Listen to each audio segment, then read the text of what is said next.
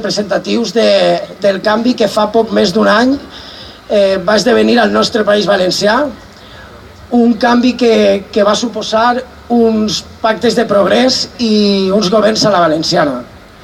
Per començar aquest acte anem a comptar amb la salutació del nostre alcalde del canvi, Josep Vicent García i Tamarit. Gràcies, Edu.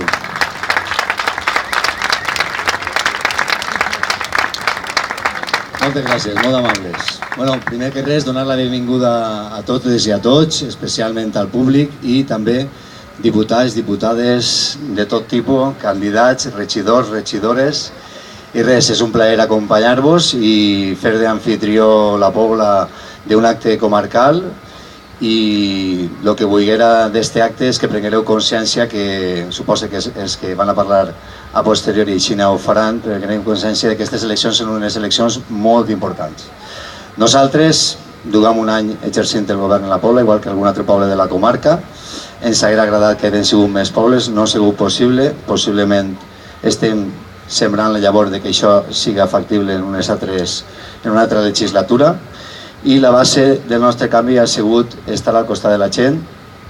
De les primeres mesures que va emprendre va ser millorar la partida pressupostària d'assistència social. Després, pensar que no sols en l'assistència social anem a resoldre els problemes, ja que va haver un treball social darrere, una bona gestió municipal per a no incrementar els impostos als veïns, especialment a les classes baixes i mitges, i a partir d'ahir, aquesta bona gestió és la que ens té que avalar per a poder repetir.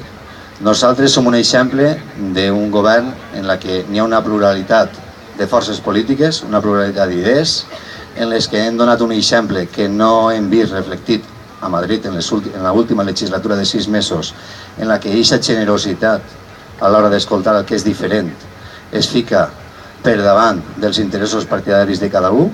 Hem de fer aquest pas generós d'ajudar als demés, de cedir en aquelles coses que creiem moltes vegades fonamentals, però que al final l'únic important és que les polítiques resolguen els problemes de la gent. I això ha de ser l'objectiu. Vos demane als candidats que així no ho feu, vos ho exigirem, i aquest pacte a la valenciana que tots vulguerem, així ja és un exemple, i simplement, a veure si vos serveix, n'hi ha moltíssims pobles, moltíssims exemples, agafeu aquests exemples per a veure si a Madrid vos comprenen. No serà fàcil, no serà fàcil.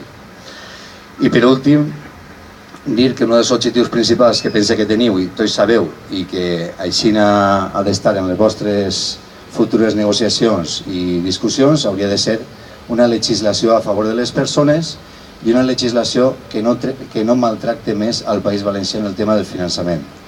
Per tant, no vull fer-me llarg perquè les estrelles són ells, que són els candidats, i simplement peleu per un finançament just i per una legislació a favor de les persones. Moltes gràcies i benvinguts a la Pobla.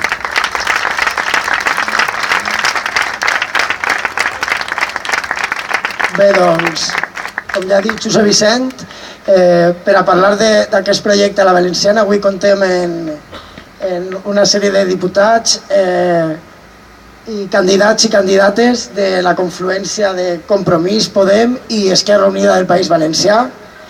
I començarem en la intervenció de Sandra Mínguez, que és diputada a les Corts per Podemos. Per favor, com vulguis.